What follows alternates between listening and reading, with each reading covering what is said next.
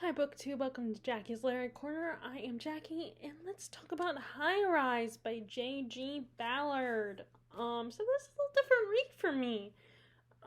Occasionally I do read some more literary and stuff that is more like literary contemporary stories, about society and life and stuff. Not that often. Although I personally think fantasy does talk about society just in a different, more fun, less less straightforward way. It's more metaphorical, and not our world.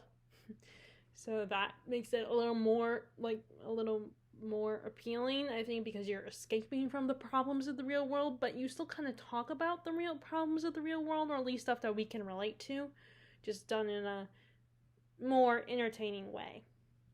But anyway, like I said, the reason why I chose this to check out this book is because of this guy right here, Tom Hiddleston. He's in the adaptation.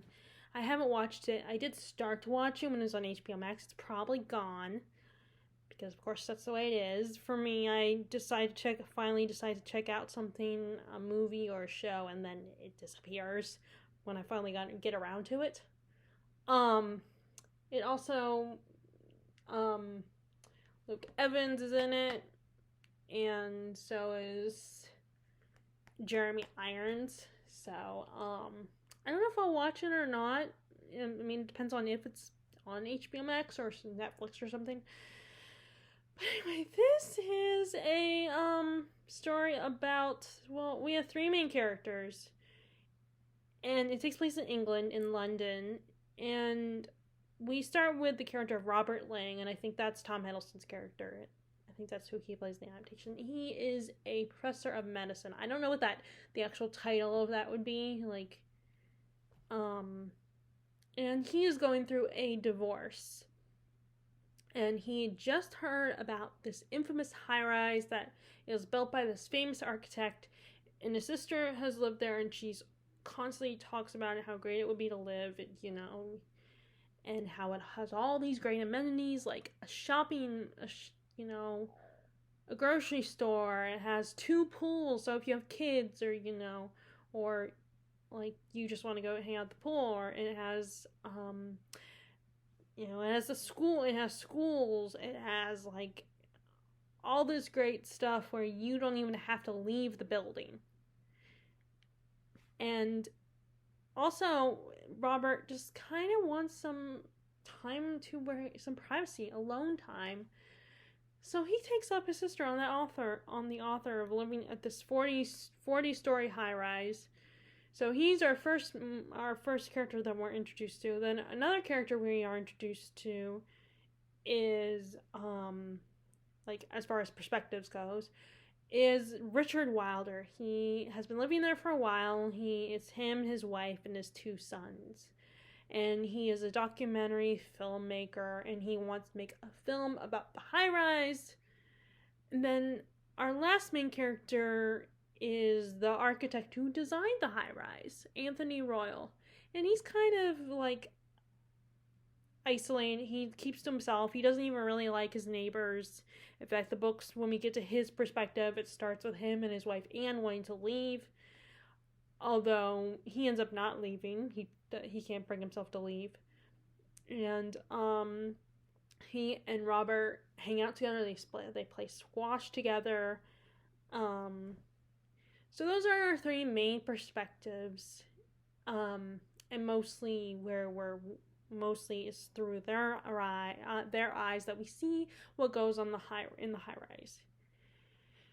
So the high rise seems great at first, and you have people partying and drinking and just having fun. Kids are enjoying the pool, but things start to malfunction a little bit. Like the garbage chute stops working because with all the partying, there's a lot of trash. The elevators start malfunctioning. The lights are flickering to the point where they completely go out.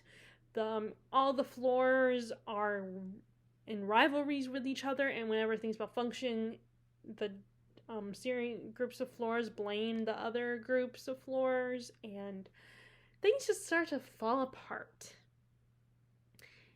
and it just gets crazy, and the residents become like, they make excuses not to leave. I mean, when they get the opportunity to leave and go down jobs outside the high rise, they make excuses to stay. Like Robert, like the college where he works at is outside the high rise, and at first he's going his job, but then eventually the more he spends time in the high rise, he ends up not wanting to leave and makes excuses.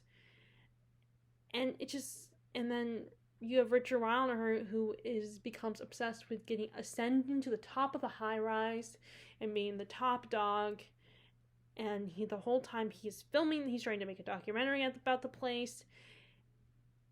And it just starts to get really crazy, batshit crazy, and these characters become a lot more primitive and savage. And this book was definitely very much a food for thought type of book. It made me think of The Circle by David Eggers, because it explores similar themes to that book, where you have these people in their own little bubble, their own little world, and they forget about reality. They disappear from reality, and reality is weird for them. Like, there's one where Robert is watching people from his balcony as they go to work, with their briefcases and their nice crisp 3-piece suits, and he's just like, the civilized behavior of those people unsettles him. He doesn't like it, and he starts to actually get more, even though like the showers stop working, so his hygiene is terrible. It becomes really bad, and there's no food. He barely has any food in his apartment. No one does, but he sees this as the odor of his body and how everything is as natural. It's part of the high rise, it's normal now, and he's comfortable in it. And like, you see these people slowly become more animalistic. Like, there's several animal references to animals, and them behaving like animals and behaving more wildly. And meanwhile, you have Anthony Royal. I keep wanting to say Royale because of, Casino Royale, but Royal, who's lording over them, watching them, and he doesn't even like them. He just finds them fascinating to watch. He observes them and is intrigued by them, and he actually ends up liking Robert, because Robert is following the order of how he thinks they should be. Like the order of the hierarchy of the high rise. And just, it's such interesting to read about these humans and these people, and seeing how violent they become, and how, like, the only difference between this and like something like The Circle by David Eggers is there's no social media involved, and there's no pop culture references. So like, and debating what's like, but they do have a lot of these characters acting like they're superior to the other floors. Like, they think they're better, and like, as I said earlier, each of the floors blame the other floors for all the things that are falling apart. It's kind of disturbing. It's very disturbing and scary to see this, because these people just can't. They're lost in their own reality. And like the mothers are scared for the children, and in fact, like, there's two pools, and one is for, the ones with kids, the people with kids, and then there's the more adult area, and there's the more adult pool, and basically all the adults are like, they end up bombarding the ones with kids away from both pools, because like, oh, we don't want the annoying kids in our pool, because they'll make noise and they might pee in the pool, and just, they cause nothing but trouble, and we don't want the kids there, even though there are two pools, and and then it's a train wreck. What you want, watching and reading this story, it's like a train wreck in a like watching these people, their descent into this madness and what happens to them, and when they give it to their more primitive natures. And it's so good. Definitely, it's so good. Definitely worth thinking about and reading if you like that kind of stuff. And I just really enjoyed it. Reading a story like this not all the time, but every once in a while, I like to throw in a story like this. This one that's just a little more like focused on the real world a little bit more, and how we sometimes get lost in our own little bubbles and forget about reality, and how dangerous that can be if you don't live in the real world and you forget about the real world. So I actually, this time around, and probably because the book is not as chunky, I did find some quotes that I really liked. Because, I did like the writing. Let me see if I can find. And I made sure to fold over all the pages and try to highlight some things I liked. Okay. So this is talking about the high rise. I think this is a Robert chapter and what it's doing for the people that live there. By its very efficiency, the high-rise took over the task of maintaining the social structure that supported the mall. For the first time, it removed the need to repress every kind of antisocial behavior and left them free to explore any deviant or wayward impulses. Secure within the shell of the high-rise, like passengers on board an automatically piloted airline, they were free to behave in any way they wished, explore the darkest corners they could find. In many ways, the high-rise was a model of all that technology had done to make possible the expression of a truly free psychopathology. Let me see. Okay, sorry, I can't. These pages don't. Okay, here's another one. Another talking about the high rise. She referred to the high rise as if it were some kind of huge inanimate presence, brooding over them and keeping a magisterial eye on the events taking place.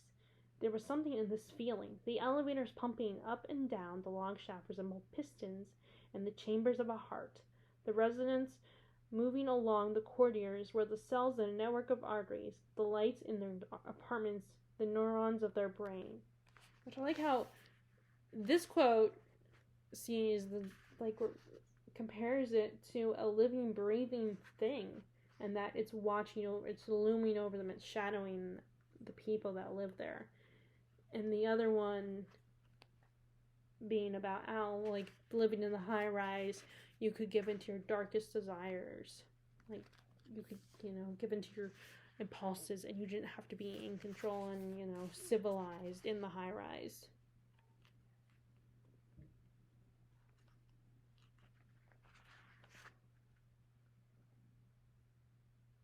Okay. I'm not going to read that one because it doesn't really, it just says, like everyone else, he had been affected by the atmosphere of confrontation. So, this is, I think, what we are in the POV of Richard Wilder, where he's observing Lang, and in this part, Lang has, he's kind of now, as he says, rebuffed Wilder. He's kind of ignoring him, or he's, acknowledging him, but they're not, buddies anymore. And, he's kind of now part of the system of the high-rise at this point. And that's basically, that sentence is implying he's been affected by it now, and by all the craziness, all the confrontation. And I think Wilder at this point is a little more, at that point is a little more sane. And this continues that part. And like at first he's like talking about Lang believes he, needs privacy and he doesn't want to be part of the collective. But then he also realized that, or there was some other impulse at work, a need to shut away most of all from oneself and realization of what was actually happening in the high rise, so that events there could follow their own logic and get even more out of hand. Like Wilder's throwing out the possibility that maybe he's letting like he needs to, he's denying, I wrote here, denying the truth of what is happening. Like, things need to, maybe he's letting things just play out. I hope you guys, don't think I'm over-explaining things or being, thinking you're not gonna get it, because I'm not thinking that. I'm just kind of proud of myself that I actually kind of, did more and a little bit more annotation. I marked in here, highlighted and underlined parts in here, and also did a few little side notes, which I was going to put this in the donation pile, not because obviously I love this book, but I don't know if I would read it again, and I was going to put it in the donation pile, but now I've gone through and highlighted as well as underlined with a pencil and did a couple little notes within the margin. So I don't know if it's okay if I get rid of this or not. If I send this into the donation, if this to one of the stores I shop at. And of course I can hear my washing machine my dryer going off. Okay, here's another one. I think, this is where with Anthony Royale's perspective, and we're kind of being introduced to him a little bit more, learning more about him, and him and his wife are planning to leave, and we're getting more of the background on him and how he doesn't like his neighbors. Reluctantly, he knew that he despised his fellow residents for the way in which they fitted so willingly into their appointed slots in the apartment building, for their overdeveloped sense of responsibility and lack of flamboyance. I didn't underline this part, but the first sentence of the next paragraph. Above all, he looked down on them for their good taste. Above all, he looked down on them for their good taste. The building was a monument to good taste, to the well-designed kitchen, to sophisticated utensils and fabrics, to elegant and never ostentatious furnishings. In short, to that whole aesthetic sensibility which these well-educated professional people inherited from all the schools of industrial...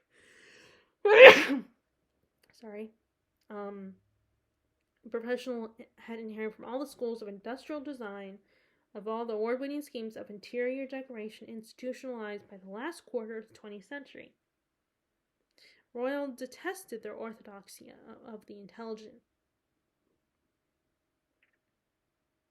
Okay, I'm not going to read all the rest of that. In a sense, these people were the vanguard of a well-to-do, well-educated proletariat of the future, boxed up in these expensive apartments with their elegant furniture and intelligent abilities, no possibility of escape. Which is interesting that he designed the apartment, so he knows what they would find appealing. But he also, I guess, in a way, he resents it. He resents their snobbery, almost. Like I said, I just feel really proud that I feel like I did more annotation than usual. But it does help that this book is not that long. I feel like when I'm thinking about tomes and stuff, then yeah, that takes a little more. And especially if it's a more fun fantasy adventure story. And I don't want to stop and pause and try to mark in the book. Okay, I think, yeah, this is still Royale's chapter. No one, even on the top floors, seemed aware of the contrast between the well-groomed revelers and the dilapidated state of the building. A long corridor strewn with uncollected garbage, blocked disposal sheets, and vandalized elevators. Men moved in well-tailored dinner jackets. Elegant women lifted long skirts to step over the debris of broken bottles.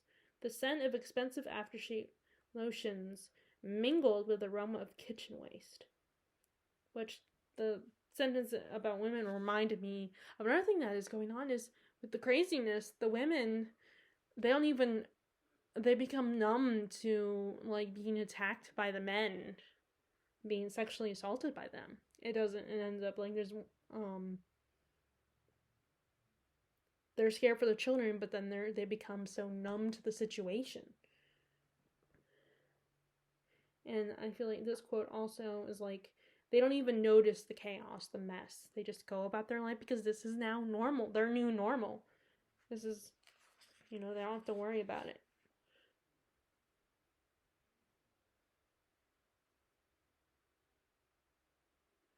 Yeah, this is, I'm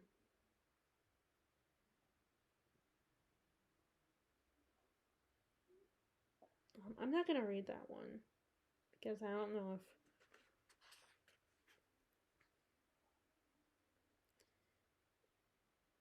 And then, let's see, we're back to Robert Lang. And this quote, I think, is talking about how it just got so bad, but he doesn't even notice it anymore. Despite the scarcity of water and heating, the men and women were well dressed. Oh no, actually, this is about how he's just noticing that people still manage to take care of themselves to at least to show that that they still like not show how everything's just falling apart and they can't, despite the scarcity of water and heating, the men and women were well dressed and groomed, their appearance giving no hint of the events of the previous week. However, without realizing it, many of them would spend much of their time at their offices asleep at their desk.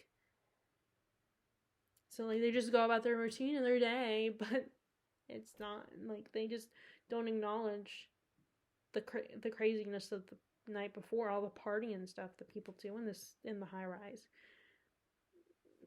And I highlight this one because it kind of shows how oblivious Lang is now. Lang ate his slice of bread with methodical slowness. Sitting there on the cracked balcony of tiles, he felt like a poor pilgrim who was set out on a hazardous vertical journey and was performing a simple but meaningful ritual at a wayside shrine. Like he's just doing what he has to do to, make sure he's still alive. By just eating a little something. Like he's just going through the motions. Like out of necessity.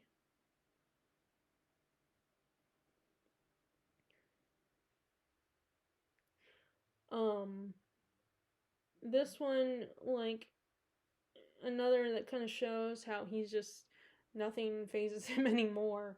Like, the parties that he would go to got very rough and physically rough, and he's like, he himself felt alert and confident. Despite the bruises on his shoulders and arms, he was physically in fine trim.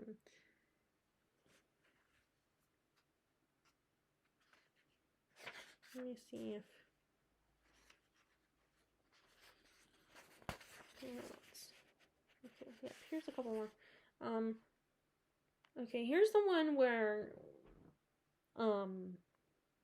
about how he would notice people going about their lives. It was like his, let me just read the quote. From his balcony, Lang watched their cars appear on the approach roads and turn into their spaces in the parking lot. Briefcases in hand, the drivers made their way to the entrance lobbies. Lang was relieved that all conversations ended when they neared the building. Their civilized behavior in some way unsettled him.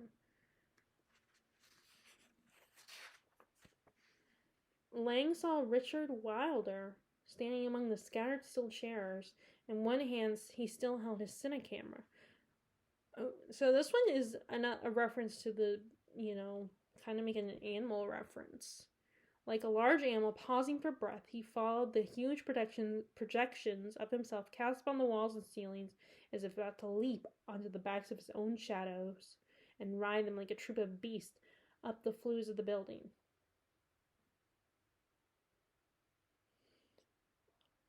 Okay, this one kind of reminds like a reference to cavemen and cave people. The lurid caricatures on the walls have glimmered in the torchlight like a Peri's I cannot say that word.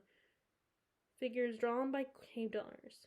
Okay, this one, him and one of the residents are talking, and they're comparing how these people in the high rise are behaving. At least they've left you alone, Talbot said, crouching beside Lang. I've obviously been picked out as a scapegoat. Yeah, so people will start, throughout the story, there are times when the residents will start attacking each other. Like, and getting up on each other, like,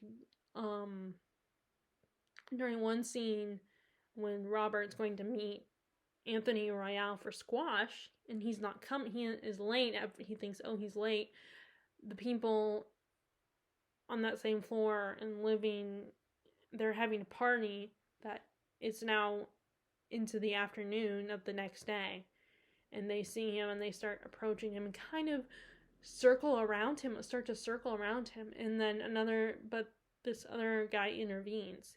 So it kind of reminds me of, it actually made me think of, if you guys have watched The Pack from Buffy season 1, where Xander becomes possessed by a hyena, and the way the Pack, like Xander and the other students that got possessed, circle around the principal at one point, target the principal and others, their peers. It kind of made me think of that scene where like animals that are, approaching a prey and getting ready to attack them, like circling them so they can't escape. Okay. This building must have been a powerhouse of resentments. Everyone's working off the most extraordinary backlog of infantile aggressions. They'll spend themselves. Perhaps. I had a bucket of urine thrown over me this afternoon. Much more of that. And I may take up a cudgel myself. It's a mistake to imagine that we're all moving on towards a state of happy primitivism. The model here seems to be less noble and savage than our own uninnocent post-Freudian selves, outraged by all that overindulgent toilet training dedicated breastfeeding and parental affection. Obviously a more dangerous mix than anything our Victorian forebears had to cope with. Our neighbors all had happy childhoods to man and still feel angry. Perhaps resent never having a chance to become perverse. Very cynical characters. Let me see if there's any more. Yeah, I think I kind of stopped there with the saving pages and marking in the book because I just wanted to finish this. But yeah, this is just a really great commentary on humanity and the darker side of humanity, and how sometimes we get into states of mind where we, give into what happens if we give into our darker, more animal-like impulses, and how it is inside of us. I think we're all capable of that.